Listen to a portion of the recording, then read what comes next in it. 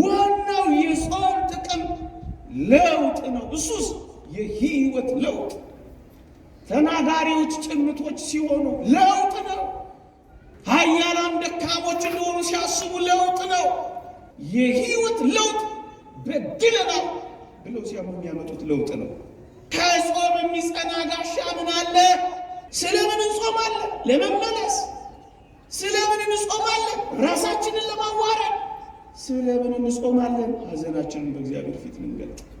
ብዙ መብላት እንጂ ሕዋሳትን የሚያደክመው ብዙ መጾም ሕዋሳትን አድክሞ አያውቅ።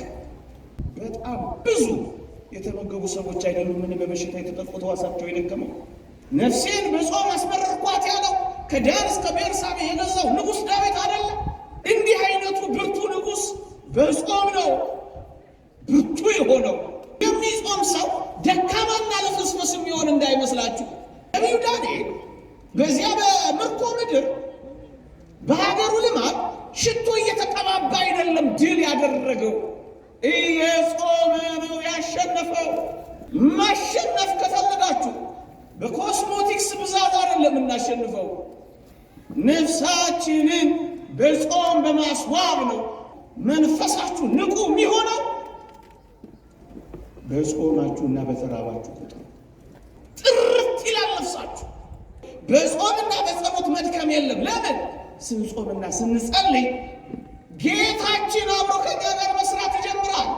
ምግብን የሚተው ሰው ወይም ምግብን በጾም ምክንያት መተውን የሚለማመድ ሰው ወገኖቼ ይህን ዓለም ለመተው ቅርብ ነው የሚሆነው። ምግብ ላይ ትኩረት ስላደረግን ነው የደከምነው። ከምግብ በላይ ስትሆኑ ሰማዕትነትን እየለመዳችሁ ትሄዳላችሁ። በሙሉ ሰማዕታትን ተመልከቷቸው። ስልጣን እንስጣችሁ ንሹሟቸው ሲሏቸው የረገጡት ለምን ይመስላችኋል? ሰውነታቸው ራስ ለምደዋል። ከምግብ ጀምሮ ነው። ከምግብ በላይ የሆነ ሰው ፍርሃትን አስወግዶ ይጥላል፣ አይፈራም። ስለምን እንጾማለን በሚል ርዕስ እንማራለን። ጾም የጀመርንበት ሱባኤ የያዝንበት ሳምንት በመሆኑ ከዚህ ከጾማችን ተጠቃሚ እንድንሆን ስለምን እንደምንጾም እንድናውቅ የጾማችንንም ዓላማ እንድንረዳ የምታውቁትን ደግሞም ብዙዎቻችሁ የምትኖሩበትን ጥቂት መንፈሳዊ ሐሳቦችን ብቻ አስታውሳችኋለሁ። እግዚአብሔር ከሁላችንም ጋር ይሁንልን። አሜን። በቅዱሳት መጻሕፍት ስለ ጾም በተጻፉት አንቀጾች ሁሉ የጾም ጥቅሞች፣ የእግዚአብሔር ሰዎች በጾም ምክንያት ያገኙት በረከቶች አብረው ተጠቅሰዋል። እነሱን ቀደም ብዬ አሰማችኋለሁ። በመጽሐፍ ቅዱሳችን ላይ በርካታ ጥቅሞች፣ በርካታ በረከቶች ቢኖሩም እኔ በዋናነት ጥቂት ነጥቦች ላይ ብቻ አተኩራለሁ።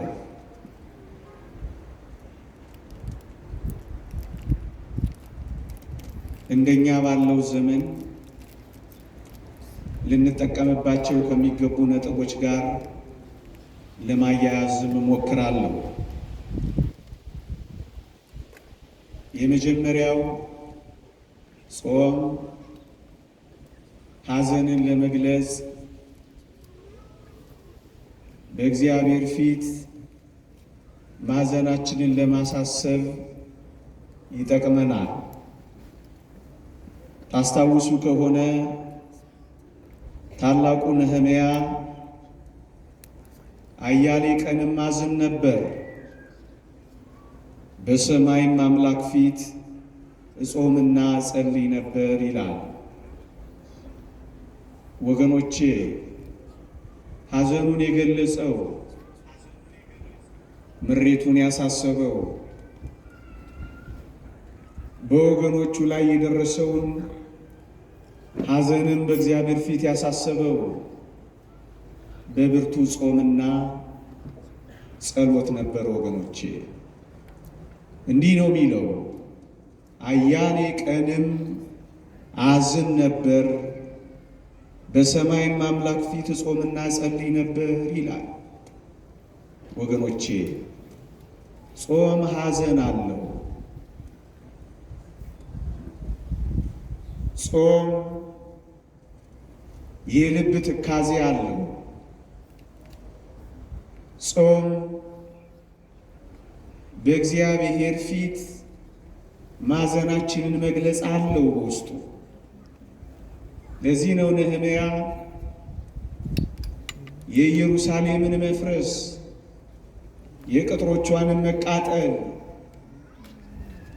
የሕዝቦቹንም መበተን፣ የመቅደሱንም ነገር ሲሰማ አዘነና በአምላካችን በእግዚአብሔር ፊት አያሌ ቀን ከማዘኑ ጋር ይጾምና ይጸልይ ነበር። ወገኖቼ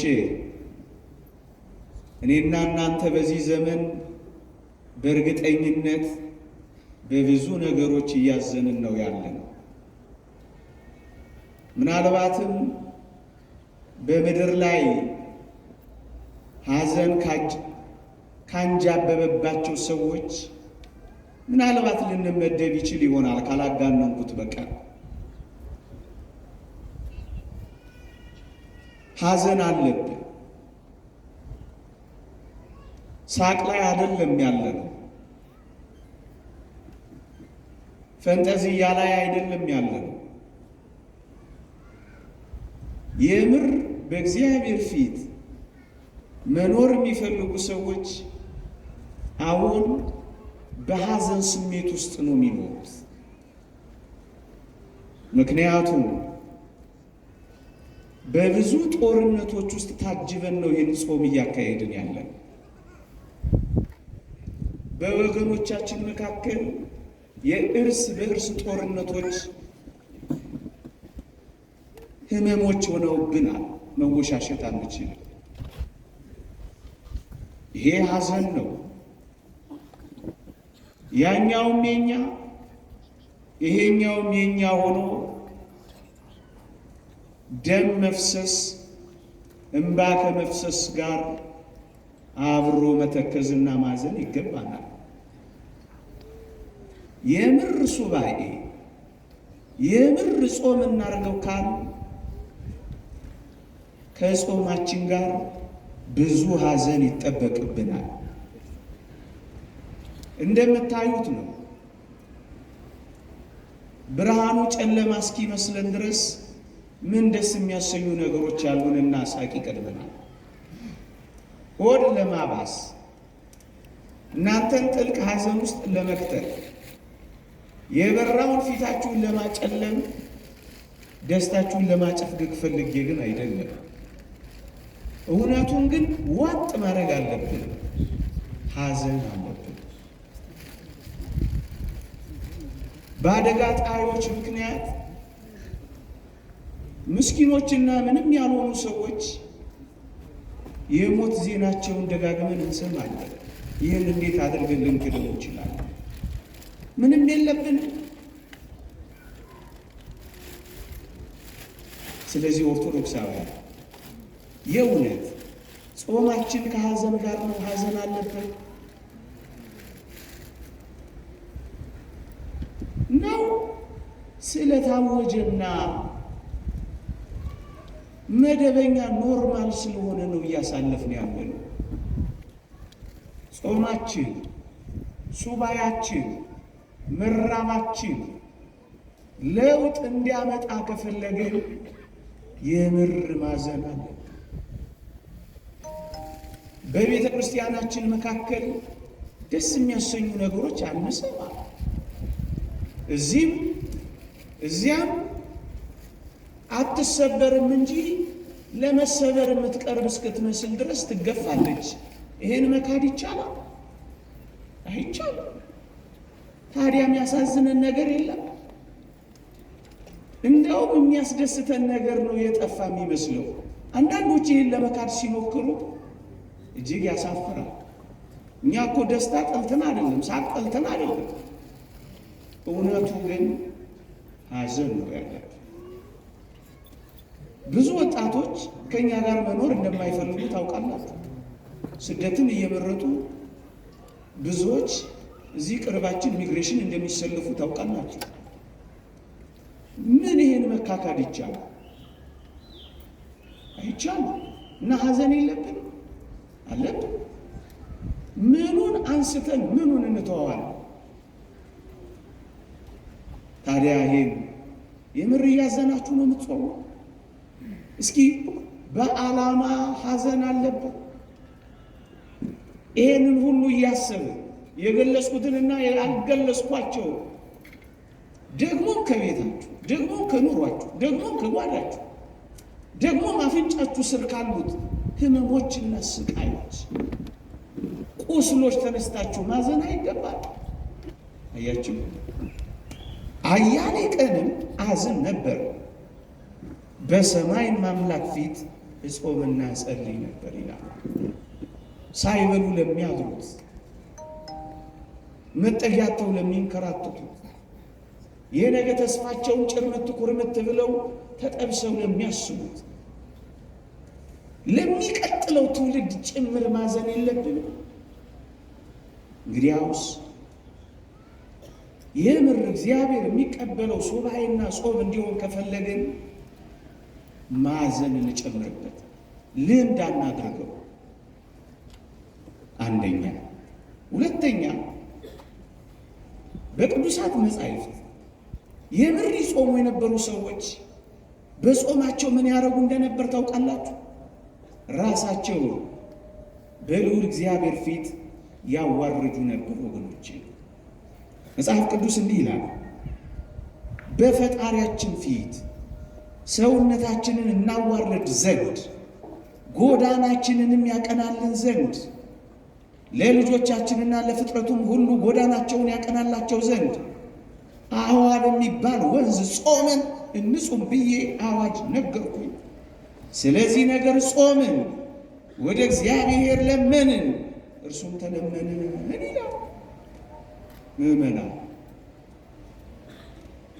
እንዲህ ያሉ የጾም ጊዜያት በኢትዮጵያ ኦርቶዶክስ ተዋሕዶ ቤተ ክርስቲያን ኩራታችን የሚተነፍስበት ወቅት ነው መሆን ያለበት። ወገኖቼ፣ እስራኤል ከፈርዖን ባርነት ነፃ ሲወጡ ታስታውሱ ከሆነ ሁለት ነገር እንዲያደርጉ ታዘው ነበር። አንደኛ መራራ ቅጠል እንዲበሉ፣ ሁለተኛ ያልቦካ ወይም ቂጣ ብቻ እንዲበሉ ታዘው ነበር። ወገኖቼ፣ ምን ማለት ይመስላችኋል?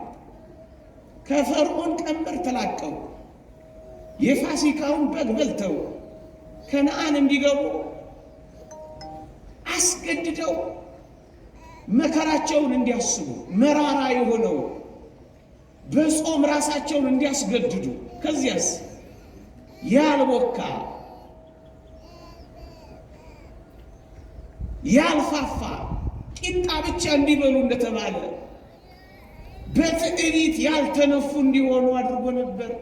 መራራውን ቅጠልና ያልቦካውን ቂጣ እንዲበሉ ያዘዛቸው። ወገኖቼ፣ እንዲህ ባሉ የጾም ጊዜያት ኩራታችን፣ ትዕቢታችን፣ ቀና ቀና ማለታችን ዝቅ ዝቅ ሊል ይገባል። መቼ ነው በእግዚአብሔር ፊት የምንዋረደው? ምን ሲሆን ነው በእግዚአብሔር ፊት የምንነጠፈው? ወገኖቼ፣ ምን ሲመጣ ነው እጃችንን የምንሰጠው? ምን ሲመጣ ነው የምንተነፍሰው? ምን ሲመጣ ነው የምንማረከው? ምን ሲመጣ ነው የምንንበረከከው? እንጃ። እሳት ሲዘንብ እንጃ። መጣው መጣው የሚለው እኛ ቤት ሲመጣ እንጃ። እዩ፣ በፈጣሪያችን ፊት ሰውነታችንን እናዋርድ ዘንድ ጾምን ነው የሚለው። በዚህ የጾም ወቅት ከአልጋችን ብቻ አይደለም መዋረድ ያለብን፣ ከኃጢአታችንም ጭምር ነው መውረድ ያለብን ወገኖቼ። ራሳችንን የምናዋርድበት፣ በእግዚአብሔር ፊት ዝቅ ዝቅ የምንልበት፣ የምናጎነብስበት፣ ኃይል እንደሌለን ደካሞች እንደሆነ የምናውቅበት፣ በእግዚአብሔር ፊት በእውነት የምንዋረድበት፣ የምንወድቅበት። አንተ ምራ፣ አንተ እጆቻችንን ይዘህ አራምድ፣ አንተ ቅደምልን፣ እኛ ምንም ነን፣ ትቢያና አፈር እንኳን መሆን ያልቻል አቅመ ቢሶች ነን ብለን የምንዋረድበት ከሆነ እዩ። ስለዚህ ነገር ጾምን፣ እግዚአብሔርንም ለመን፣ እሱም ተለመነን ይላል። ስለምን እየጾማችሁ ነው? ስለምን እየጾምን ነው ወገኖቼ?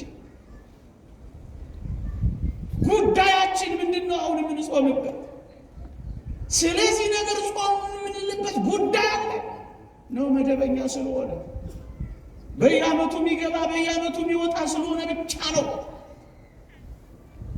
እየተራብን ያለን? ረሃብ ነው የያዝነው? ጾም ነው የያዝነው? ክርስቶስን ለማገልገል እየተራብን ነው ወይስ እንዲሁ ልማድ ስለሆነ? አሁን በእግዚአብሔር ፊት የምንዋረድበት ጊዜ ካደረግነው እንድንበታለን። ልመናችን ይሰማል። ስለዚህ ነገር ጾምን፣ እግዚአብሔርን ለመንን፣ እርሱም ተለመነን ይላል። ዕዝራ ነው ይህን የሚለው። እግዚአብሔር እንዲለመነን ከፈለጋችሁ፣ እግዚአብሔር እንዲሰማን ከፈለጋችሁ በእነዚህ የጾም ወራት የምር ራሳችንን በእግዚአብሔር ፊት እናዋርድ፣ በንስሐ እናዋርድ፣ ደካማ ነን ብለን እናዋርድ። ኃይል የሌለን ምንኛ ምስኪኖች ነን ብለን እናዋርድ። ደካማውን ምንኛ ረዳኸው ብለን ወደ እግዚአብሔር እናንጋጥ። ምን ኃይል አለ? እስኪ ተመልከቱ እንዴ! ምን የምንከላከልበትና ምን የምንድንበት ጉልበት አለ? አያችሁ፣ ለእግዚአብሔር የምንነግረው ብዙ ነገር የለም አለን? የለን? እግዚአብሔርን የምንለምነው ገጽ ይበቃዋል? እንተዋወቃለን። ታዲያስ እግዚአብሔርን የምር መለመን ከፈለግን ልክ እነ ዕዝራ እንዳደረጉት ራሳችንን ማዋረድ የለብን። ሁለተኛ የነቢዩ ዳንኤልንም ቃል አንብብላችሁ። ዳንኤል ሆይ አትፍራ፣ ልብህም ያስተውል ዘንድ ሰውነትህንም በአምላክ ፊት ይዋረድ ዘንድ ካደረክበት ከመጀመሪያው ቀን ጀምሮ ቃል ተሰምቷል፣ እኛም ስለ ቃል መጥቻለሁ ይለዋል። ከመጀመሪያው ቀን ጀምሮ ራስን ካዋረድክ በእግዚአብሔር ዘንድ ቃል ተሰምቷል ማለት ወገኖቼ። የዚህ ሁሉ ሕዝብ ቃል እግዚአብሔር እንዲሰማው ሁላችንም መዋረድ የለብንም ወገኖቼ። መቼ ነው በማህበር የምር የምናለቅሰው ተሰብስበን? አላያችሁ? የዛሬ 2 ዓመት ይመስለኛል እንዲህ አይነት አስደንጋጭና ክው የሚያደርጉ ነገሮች መስማት አለብን። እግዚአብሔር ሊምረን አይገባም። ለእኛ ምህረት አያስፈልግም። ለእኛ የኃጢአት ስርየት፣ ለእኛ ጥያቄ መሰማት አያስፈልግም። እያችሁ እግዚአብሔር የሚሰማን ይልቁንም ራሳችንን ባዋረድን መጠን ነው።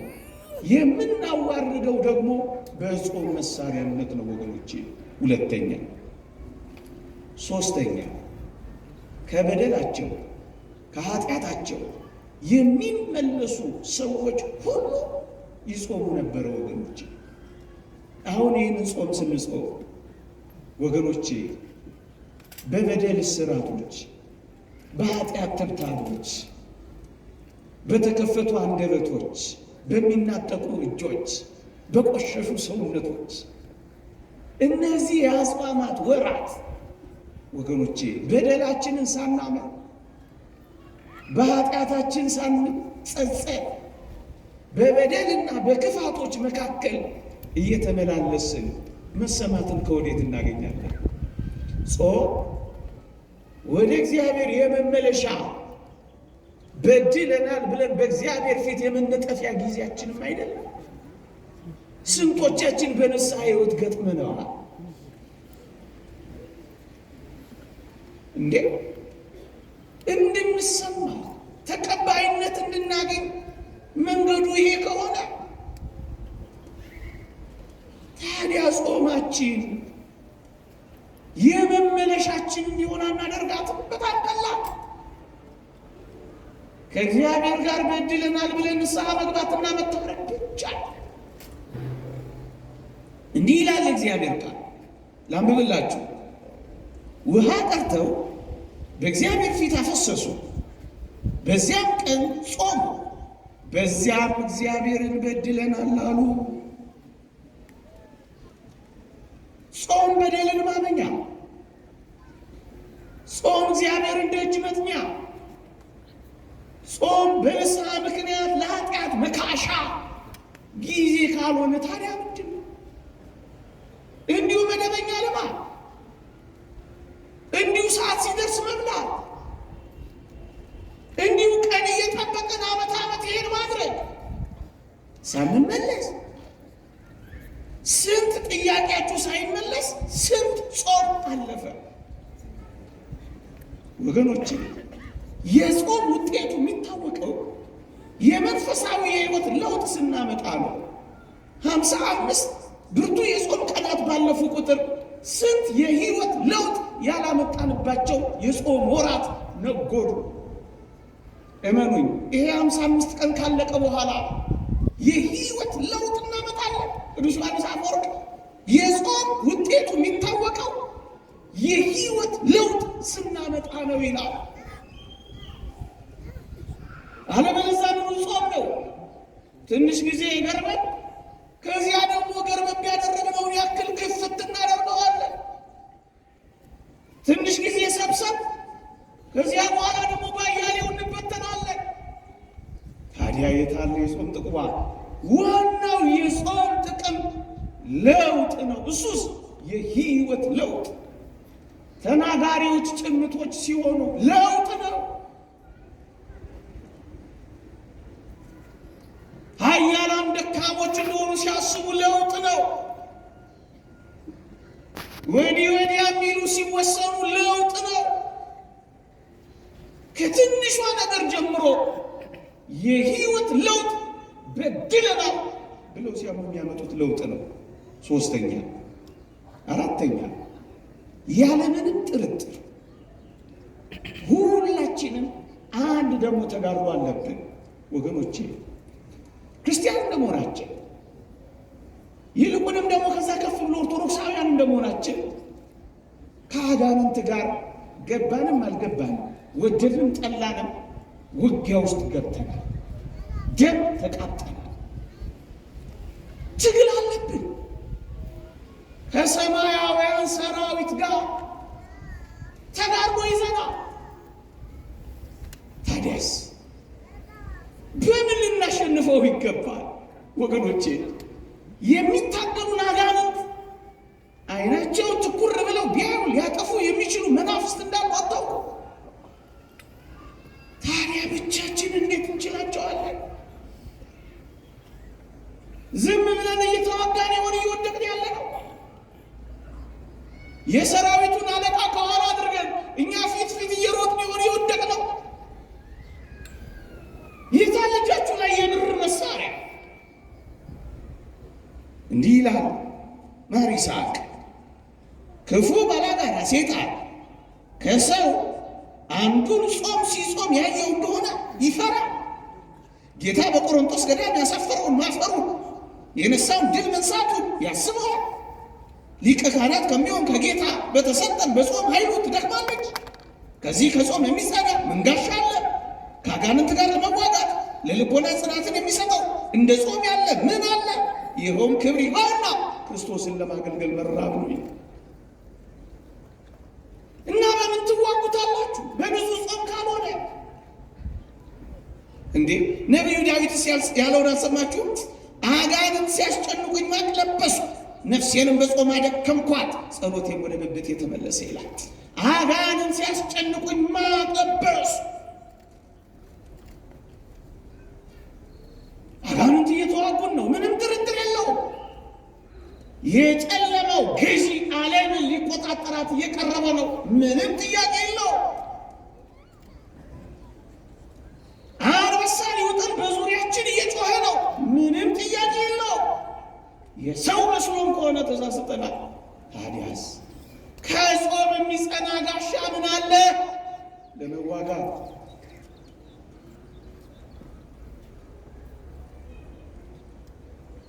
ስለምን እንጾማለን? ለተጋድሎ።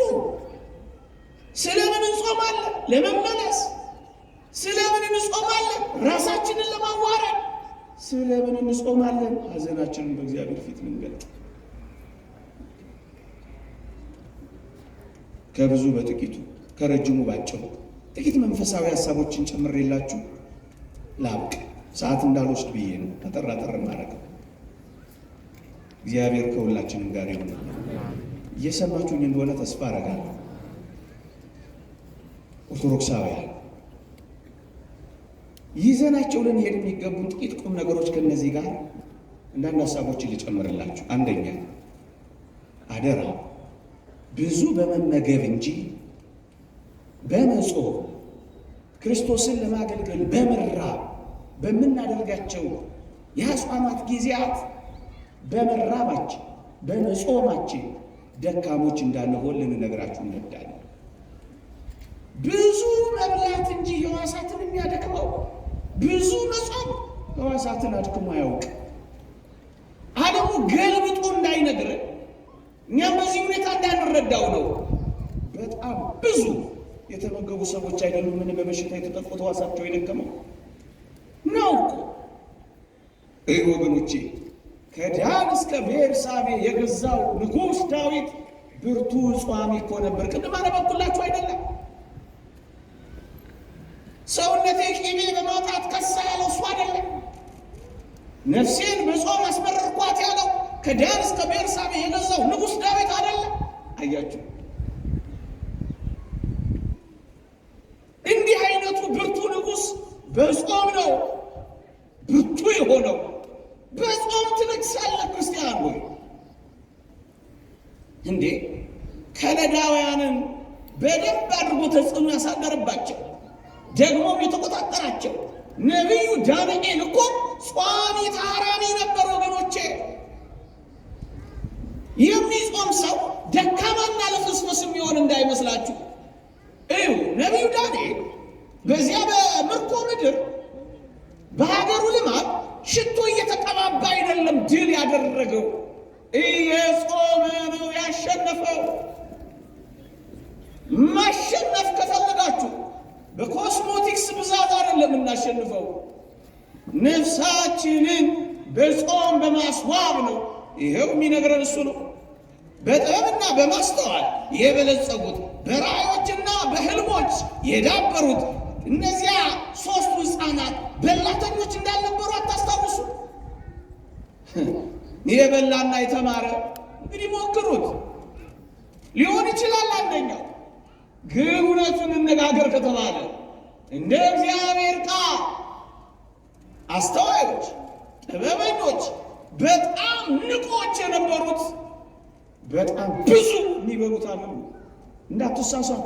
እደክማለሁ፣ ላንቁሶ ሆናለሁ፣ እልፈሰፈሳለሁ እንዳትሉ። መንፈሳችሁ ንቁ የሚሆነው በጾማችሁና በተራባችሁ ቁጥር። ማለዳ ላይ ትደነዝዛላችሁ፣ 6 ሰዓት ላይ ትንሽ ትነቃላችሁ። ሳትበሉ ትንሽ ከቆያችሁማ ነገሩ ሁሉ የሚገለጥላችሁ ትሆናላችሁ። ጥርት ይላል ነፍሳችሁ።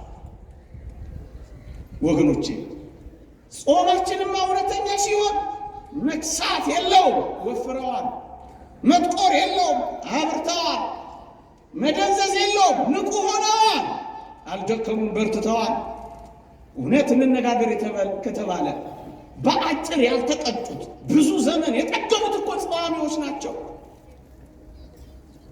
አባ ጳውሊ ከ100 ዓመት በላይ፣ አባ አንጦንስ ከ90 ዓመት በላይ፣ አባታችን አባ ዜና ማርቆስ ከ140 በላይ ጿሚዎቹን የሰነበቱት በላተኞቹስ እሱንማ ታውቁታላችሁ። ምንም ነገራችኋለሁ። ለዚህ ነው የእግዚአብሔር ቃል ስደክም ያን ጊዜ ኃይለኛ እሆናለሁ ነው የሚለው። መንፈሳዊ ሰው ሲደክም ኃይለኛ ነው የሚሆነው። እጁ ኃይለኛ ነው የሚሆነው። ይጸልያል። ቃሉ ኃይለኛ ነው የሚሆነው። እሳት ይተፋ። እኛ በቁም ነገር የምር የያዝነው ስለማይመስለን እኮ ነው። የሁላችሁ ወገኖቼ በጾምና በጸሎት መድከም የለም። ለምን? ስንጾምና ስንጸልይ ጌታችን አብሮ ከኛ ጋር መስራት ይጀምራል። ከእግዚአብሔር ጋር ሆኖ ማን ይደክማል? ከእግዚአብሔር ጋር ሆኖ ምን ይሰወራል? ከእግዚአብሔር ጋር ሆኖ ማን ይሸነፋል? እያችሁ እግዚአብሔር ከእናንተ ጋር እንዲሰራ ከፈለጋችሁ እናንተ በጸሎትና በጾም ድከሙ። ሌላ አንድ ነጥብ ልጨምርላችሁ። የምር እንደው ሰፋ አድርጋችሁ እነዚህን ጊዜያት ጠለቅ ብሎ ማሰብ ከተፈለገ እነዚህን ነገሮች ልጨምርላችሁ። እዩ፣ ምግብን የሚተው ሰው ወይም ምግብን በጾም ምክንያት መተውን የሚለማመድ ሰው ወገኖቼ ይህን ዓለም ለመተው ቅርብ ነው የሚሆነው። እደግመዋለሁ፣ በጣም ቅርብ ነው የሚሆነው ይህን ዓለም ለመተው። ወገኖቼ የዓለም ትልቁ አጀንዳ የምግብ ሰብል አይደለም። ፉከራውን ሰሙ ይችላላችሁ፣ ወይንም ትክክል ሊሆን ይችላል።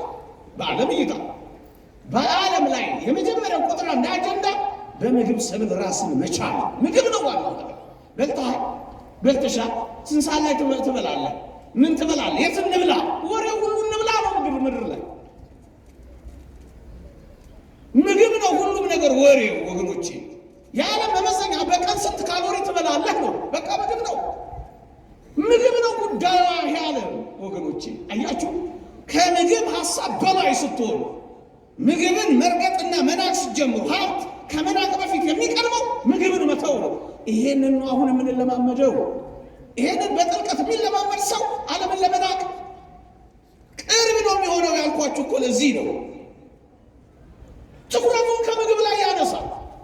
የተወደዳችሁ ኦርቶዶክሳውያን እንደ እግዚአብሔር ቃል እውነቱን ስንነጋገር የተወደደ መድኃኒታችን ኢየሱስ ክርስቶስ ቅዱሳን ሐዋርያት ስንቅ ይዘው ሲዞሩ ያልታዩት ለምን ይመስላችኋል? ሊቁ ዮሐንስ አፈወርቅ ምን ይላል? ምግብ ያን ያህል አስፈላጊ ስላልሆነ ነው ይላል። በቃ ምግብ ይዘው ዞረው አይታችሁ አታውቁም። ምንም ምግብ የለም ሄደን ገዝተን እንምጣ ሲሉት ትሰማላችሁ። ደክሞትና ርቦት ውሃ ጠጥቶት ነበረ፣ በውሃ ጉድጓድ ተቀመጠ ሲል ታገኙታላችሁ። ለምግብ እጅግም ትኩረት አይሰጡም ነበር ጌታችን። ይልቅ ያቺን ነፍስ ለማዳን ነበር ትኩረት የሚያደርገው። ሁላችንም ምግብ ላይ ትኩረት ስላደረግን ነው የደከምነው። ምግብን መናቅን መልመድ የምንጀምረው እንዲህ አይነት የጾም ጊዜያትን ከዓለም በላይ እንሆናለን። የመንፈስ ልዕልና እናገኛለን፣ ከፍ እንላለን፣ ነፍስን ማስቀደም እንጀምራለን። ይሄ ጥልቁ የመንፈሳዊ የወላችሁ ወገኖች፣ ከምግብ በላይ ስትሆኑ ሰማዕትነትን እየለመዳችሁ ትሄዳላችሁ። በሙሉ ሰማዕታትን ተመልክቷቸው። ስልጣን እንስጣችሁ ንሹሟቸው ሲሏቸው የረገጡት ለምን ይመስላችኋል? ሰውነታቸውን አስለምደዋል። ከምግብ ጀምሮ ነው። ስግብግቦች አይደሉም፣ ቁጥቦች ናቸው፣ ልከኞች ናቸው። ከዛስ የትኛውንም ነገር ለመግጠም ወደኋላ አፈገፍጉ። ለምን? ከምግብ በላይ ናቸው ወገኖቼ። ይኸውላችሁ ከምግብ በላይ የሆነ ሰው ፍርሃትን አስወግዶ ይጥላል። አይፈራም፣ አያፍርም፣ እውነትን ከመናገር ፈቀቅ አይልም። ምግብ ነው የዓለም ዋናው ጉዳይ። ገንዘብ ቢገኝ ለምግብ ነው፣ ሌላ ለምንድን? ምናልባት ጌጣጌጥ ለመግዛት ነው። ሰዎች ለዚህ ዓለም የምንታመነው በዋናነት በምግብ ጉዳይ ነው። የእውነተኛ ጿሚዎች ስንሆን ግን ከዚህ ሐሳብ በላይ ነው የምንሆነው። ነቢዩ ኤልያስንና መጥምቀ መለኮት ቅዱስ ዮሐንስን ተመልክቷቸው። ያኛው አካል ይሄኛው ሄሮድስን ሳይፈሩ የሚገስጹት ለምን እንደነበር ታውቃላችሁ? አይበሉም ነበረ። አይበሉ በረኞች ነበሩ። ለዚህ ነው አጥብቀው ሲገስጹ የሚታየው። ለምን? እኛ ፈሪዎች ሆን በላተኞች ሆና ረልሙርበት። አያችሁ፣ የዓለም ተለማማጮች፣ የጉልበቷ ተቀሽላሾች፣ የማማመለሏ ተንበርካኪዎች ምን ሆነው በመላንና ለምግብ እጅግ አባቶቻችንም ይህን ግልጽ በሆነ ቋንቋ አስቀምጠዋል። ምን ይላሉ? ለገንዘብና ለከንቱ ውዳሴ በሞት የስሙ ለገንዘብና ለከንቱ ውዳሴ የሚያዘነብል ጽኑ የሆነ ፍላጎት ከሌለን ሞትንም ሆነ ድህነትን አንፈራም። ለምንድን ነው ፈሪዎች የሆነው? ድህነትንም ሞትንም ለምንድን ነው የምንፈራው? ለገንዘብና ለከንቱ ውዳሴ ከፍ ያለ ግምት ስለሰጠን ነው። ደግሞ እኮ አጭሩ የምግብ ጣዕሙ የምግብ እይታው በጣም አጭር እንደሆነ ታውቃላችሁ። ለአጭሩ ነው ረዥሙን እየቀየርን ያለ ነው። አጭር ስትል ምን ማለት ነው ካላችሁ፣ እዩ የምግብ እይታው በጣም የሚስበን እኮ ከእጃችን አንስተን አፋችን ውስጥ እስክንከተው ድረስ ነው። እውነት አሰብ ከዛ በኋላ ይታያል ምን ያክል አጭር ነው ከእጅ እስከ አፍ። ጣዕሙማ የበለጠ እኮ በጣም አጭር ነው። ከምን እስከ ምን? ከምላስ እስከ ጉሮሮ። እንዲህ ላለው የአጭር አጭር ነገር እኮ ነው ዘመናችንን ሁሉ ተጣብቀን ምን ኖረው። በጣም አጭር ነው። ጣዕሙ አጭር ነው። እይታው አጭር ነው። መጎምሸቱ አጭር ነው። ወገኖች እዩ እንደው እውነተኛ ጾምን የምር የምንጾም ከሆነ ሌላ ሶስተኛ ነጥብ ልጨምርላችሁ። እዩ በጾም የገነባ ነው ቆየት ብለን በጥጋብ አናፈርሰው።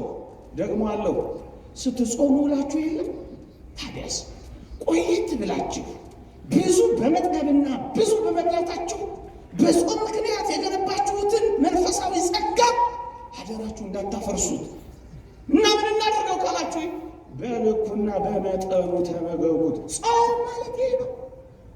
አታፍርሱት። ሁለተኛ ከጾም በኋላ ምን እንደምንመገብ እያሰብን ወይም እያማረጥን እስከ ጾም ሰዓት ድረስ የምግብን ሀሳብ ተሸክመ ነው ምን ቆየው። ለምንድን ነው አያችሁ? ምን እንደምንበላ እንዴት እንደምናማረጥ የት እንደምንበላ ገና ከመጀመሪያው ከማለዳው ጀምሮ እስከ ሰዓቱ ድረስ ስናሰላስል ከኖር ምኑን ጾም ነው? ከዚህ ሀሳብ መውጣትና ከዚህ ሀሳብ በላይ ምግብን ጭራሽ መርሳት ጭምር ነው። ደረሰ አልደረሰ እያሉ 10 ሰዓትን እያዩ ጉዳይ በለ ጉዳይ ደረሰ እያሉ እጅን እያዩ የሚጾሙት ጾም አይደለም። እናስ ምንድን ነው የእጅ ሰዓትን ሳይሆን የምንጠባበቀው በዚህ ጽኑ ህይወት ውስጥ በምናገኘው ጸጋ የሚሰጠንን አክሊል እያየን ነው የምንጓዘው። ይሄ ነው እውነተኛ ጾም ማለት። ስንት ቀን ቀረኝ እያለ እየቆጠረ ቅዳሜና እሑድ ሲመጣ እየፈነጠዘ እንዲህም አይነት ጾም የለም።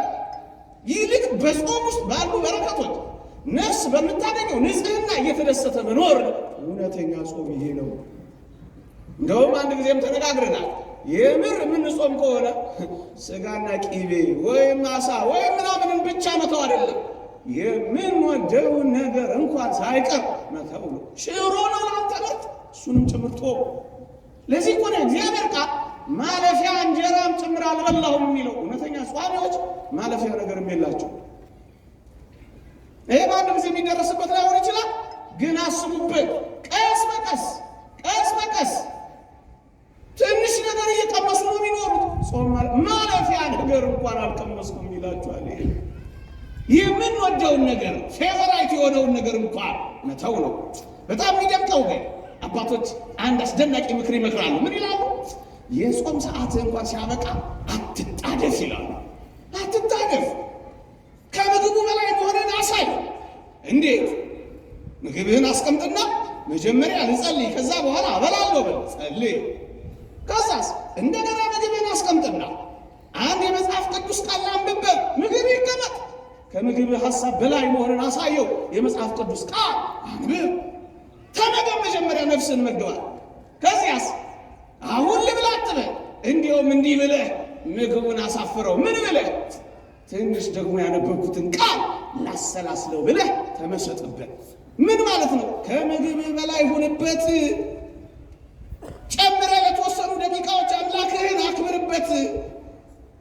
እሱ ነው የሚሉት። እውነተኛ ጾም ምን ይሆናል? የረሃብ ስሜት ሊሰማን ይገባል። ጌታችን በወንጌል ከጾመን በኋላ ተራበ ነው የሚለው። የተወደዳችሁ ኦርቶዶክሳውያን እውነተኛ ጾም ረሃብ ሊከተላት ይገባል። እንደውም አንድ አባት ዮሐንስ ዘሰዋስው የሚባል አባት ምን ይላል? የአጋንንት አለቃ የወደቀው ሉሲፈር ነው ይላልና የፈቃደ ሥጋ አለቃ ደግሞ ይላል ሆዳምነት ነው ይላል፣ ጥጋብ ነው ይላል። የእግዚአብሔር ቃል አነበባቸው። ይህ ሽሩን ወፈረ፣ ረገጠ፣ ደነደነ፣ ሰባ ይልና አምላኩንም ረሳ ይላል። ጥጋብ እግዚአብሔርን እንዳስረሳ ምድርን አታዩ። ጥጋብ እኮ ነው ያስረሳቸው። የአጋንንት አለቃ ሉሲፈር ነው። የፈቃዳተ ሥጋ ሁሉ አለቃ ደግሞ ጥጋብ። ጥጋብ ከመጣ የማይመጣ ጉድ የለም። ዝሙት የሚመጣ በዛ ነው። ልበ ደንዳናነት የሚከተለው ለዛ ነው። ለምንድን ነው ብዙዎች ሲነገራቸው የማይሰሙት ደንዳና የሆኑት ካላችሁ? ጥጋብ ነው፣ ሆዳምነት ነው፣ ስግብግብነት ነው። መች የድሃ እምባ ይታያቸዋል? ለምን? ከጠገብክ እግዚአብሔርን መርሳት አይቀሬ ነው። በልኩ ነው ክርስቲያን የሚኖረው ወገኖቼ። የሚራብ ሰው በሞቴ ስሙ የሚራብ ሰው አቅሙንና ድካሙን ስለሚያውቅ ከመታበይና በራስ ከመተማመን ይልቅ ወደ አምላኩ ይገሰግሳል። ስንራብ ድካማችንን፣ አቅመ ቢስነታችንን፣ ኃይል የሌለን ምስኪኖች መሆናችንን እንረዳለን። ከዛስ እንዴት ትዕቢት ይዘናል። እኔ ምንኛ ደካማ ነኝ ማለት እንጀምራለን ወገኖቼ። አያችሁ፣ በረሃብ ምክንያት ምንኛ ወደ አምላካችን ልንገሰግስ እንደምንችል ወደ ኃይላችን፣ ወደ ረዳታችን፣ ወደ አጋዣችን፣ ወደ ጉልበታችን እንገሰግሳል። ለምን? በመድከማችን ምክንያት አቅመ ቢስና ኃይል የሌለን መሆናችን ይገባናል። ለዚህ ነው ወደን ፈቅደን ክርስቶስን ለማገልገል መራብ እንዳለው ማር ይስሐቅ፣ እኛም ወደን ፈቅደን የምንራበው ለዚህ ነው። እንደውም አባቱ ይኸውላችሁ ምን ይላሉ? ብርቱ ጸሎት መጸለይ የሚፈልግ ሰው እንደውም ሊቁ ዮሐንስ አፈወርቅ እንደሚለው በምሽት ሰዓት ተንበርክከህ የአምላክን ስም ልትጠራ ስትል ሆድህ እንዳይከብድህ ሆድህን በልኩ ሙላው ይላል። እንኳን በአጽዋማት ወራት በሌሎችም ወራት ጸሎታችን በደንብ እንድትደረግ ከፈለጋችሁ ሆዳችሁን ባዶ አድርጓል። ምን ማለት መሰላችሁ? በጥጋብ ሆድ ሲከብድ መጸለይ ስለማይቻል እኮ ነው። እንደውም ይኸውላችሁ በጥጋብ ምክንያት እንባ ይደርቃል። ሆድ ሲጎድል በብዙ ጾም መካከል የእንባዎች ምንጭ ይፈልቃል ይላል ዮሐንስ ዘሰዋስው። በእግዚአብሔር ፊት የእውነት ለመዋረድ ከልብ የሆነ የመነጨ እንባን አፍስሶ በእግዚአብሔር ፊት ይቅርታን ለመጠየቅ እውነተኛ ክርስቶስን ለማገልገል መራብን ይጠይቃል ወገኖቼ። እንደውም አባቶቻችን ምንድን ነው የሚለው? በረሃብ የምትፈጸም ትንሽ ጸሎት በጥጋብ ወቅት ከሚደርሰው ብዙ ድጋም ይሻላል ይላል። በረሃብ ወቅት የምናደርሳት ትንሽዬ ጸሎት ትጠቅመናለች ወገኖቼ። ዝምተኛ ያደርጋል። በጣም ዝምተኛ ነው የሚያደርገው። የሚጾም ሰው፣ የማይበላ ሰው፣ ጿሚ ሰው አፉን እንደፈለገ ዝም ነው የሚለው። አፉ ይዘጋል። ስለ በጎ እንኳን ማውራት አይችልም፣ ጸጥ ይላል። ለዚህ እኮ ነው አባቶቻችን ጭምትነት ሕይወት የሚኖሩት። እዋቸው እነዚህ በጣም ብዙ ጊዜ ስጋ የሚበሉትን አራዊት ተመልከቷቸው። በጣም ተናዳፊዎች፣ በጣም ተተናኳሾች፣ በጣም ኃይለኞች አውሬዎች ነው የሚሆኑት። እነዚህ ምናምን ቅጠላ ቅጠል የሚቀምሱ ምስኪኖች ናቸው። አቅርቅረው ነው የሚሄዱት። እዋቸው ተፈጥሮን እንኳን አጣይ። በእነዚህ ወቅት ትሑታ፣ በእነዚህ ወቅት አልቃሾች፣ በእነዚህ ወቅት ዝምተኞች፣ በእነዚህ ወቅት ሰማይታ፣ በእነዚህ ውስጥ የሚራራ ልብ ይኖረናል። ይኸውላችሁ መራብ ስታዩ ለሚራቡት ደግሞ መራራት ትጀምራላችሁ። በጥጋቡ ስትኖሩ ግን መራራት ከቶም ቢሆን አይታያችሁ። ምን ማለት ነው? ይሄን ሐሳብ ተጠቅልለው እንደነዚህ አይነት ወራት ድካማችንን ማወቂያ፣ አቅመ ቢስ መሆናችን መረጃ፣ አምላካዊ ኃይሉን ለማግኘት ደጅ መጥኛ ነው የሚሆኑት። በቃ የክርስትና ጥልቅ ሕይወት የሆነው የሚሆነው እጅግ ብንጠብስ ምን እንሆናለን? እሱን 1 ደቂቃ ወይ 2 ደቂቃ ውስጥ ብቻ ተናገር ያበቃል። በጣም የምር እግዚአብሔርን ደስ የሚያሰኝ መንፈሳዊ ሕይወት ለመኖር ይፈልጉ። በተለይ ብርቱ የሆነው እንደው ምን ይላል አንድ አባት በጣም የሚገርም ነገር ይናገራል። ምን ይላል? ጠግቦ መመገብ ይላል። ይኸውላችሁ ተሞክሮ የተፈተሸ የደጋግ ክርስቲያኖችን የህይወት ተሞክሮ ነው ነገራችሁ። ምን የሚል ጠግቦ መመገብ የዝሙት አባቷ ነው ይላል። በዝሙት እንዳትፈተኑ ከፈለጋችሁ ወጣቶች በመጠን ብሉ። 2 ቀን ማክፈል ባችን 1 ቀን አክፈል። 1 ቀን ማክፈል ባችን እስከምትጠግብ ከመብላት ተከልከል የሚሉት እኮ ለዚህ ነው። የዝሙት አባቷ የተለያዩ ምግቦችን ሲበሉ መኖር ተበላ፣ ተጠጣ፣ ተጨፈረ የሚሉት እኮ ለዚህ እኮ ነው። ታዲያ ሲጠፋል የገባው የወጣው አየህ አባቷን ነው የምትገለው። ስትጾም ስትጸልይ አባቷን ነው ራሱ የምትቀጠቅጠው እሱ ነው። ወደ አብነትና ስልክ ከዛስ ዝሙትን ታጠፋዋል። በጾም ደግሞ ሆድን ስታስጨንቀው በጾም የበለጠ የኖርክ ስትመጣ ደግሞ ንጽህናን ትጎናጸፋለህ። ወገኖቼ አብዝቶ ከመብላት ሰውነቱን ገብቶ የሚኖር ሰው ከኃጢአት ይከለክላል ይላል ሃይማኖት አበው። በእውነት ከኃጢአት ምንርቅበት እንዲሆን አስበን ልንጾመው ይገባል። ከኃጢአት ገተን ለመኖር ወገኖቼ፣ ከኃጢአት ገተን ለመኖር አንድ ምሳሌ ብቻ መስዬላችሁ አበቃለሁ። ያልኩትን ሰዓት ለመጠበቅ አብዝቶ የሚመገብ ሰው ወይም አብዝቶ የሚመገብ ሰውነት ስራው በአነዋወሩ ወይም በሰውነት ውስጥ በደረቅ እንጨት ውስጥ እንዳለ ነው ይላል አንድ አባት። የእንጨት ብዛት እሳትን እንዳያበዛው እንደዚሁም ልዩ ልዩ የሚሆኑ ምግቦችን መለዋወጥ ዝሙትን ያበዛዋል ይላል። እሳት እንደመልቀቅ ነው ይላል። በሞቴ እሳት የለቀቅንበት እኮ ነው። እንጨት ከበዛ እሳቱ እንደሚበዛው በጣም ምግብ ከበዛ ዝሙት የሚበዛው። ታዲያ ባንፈተነው የሚገርመን እንደዚህ እየበላን እየጠጣ ታዲያ ምን እናድር? በልኩና በመጠኑ ነው። እንደውም አንድ አባቴ በተመለከተ ሆዱን የሚንከባከብና መንፈሰ ዝሙትን ድል ለመንሳት ተስፋ የሚያደርግ ሰው እሳትን በዘይት ለማጥፋት የሚሞክር ሞኝ ሰውን ይመስላል ይላል። እንዲያ ነው ነገሩ። ለምን እንጾማለን? ሐዘናችንን እንግለጥበት፣ በእግዚአብሔር ፊት እንዋረድበት፣ ልመናችንን የሚሰማበት እናደርግበት፣ ከአጋንንት ጋር እንታገልበት፣ ጥልቅ የሆነ ሰማዕታትን እንልመድበት፣ ዓለምንና ምኞቷን እንናቅበት፣ ከምግብ ሐሳብ በላይ ሆነ ዓለምን ለመተው እንደርደርበት። ወገኖች ጥልቅ የሆኑ መንፈሳዊ ሐሳቦችን እንፈጽምበት። ይቆየን። ያስተማረን የመከረን አምላካችን እግዚአብሔር ክብርና ምስጋና ይግባው። በረከት ረድኤቱ ድል መንሳቱን ያጎናጽፈን። የኢትዮጵያ ሀገራችን የተዋሕዶ ሃይማኖታችን በእነዚህ በጾም ወራት በረከት ረድኤት ያምጣልን። አሜን። ንዚን ወክሙ ንዚን ወክሙ ዜና ሰናይ ንዚን ወክሙ ንዚን ወክሙ ዜና ሰናይ ዘነገሩነ ዘነገሩነ አበዊነ ዘነገሩነ ዘነገሩነ አበዊነ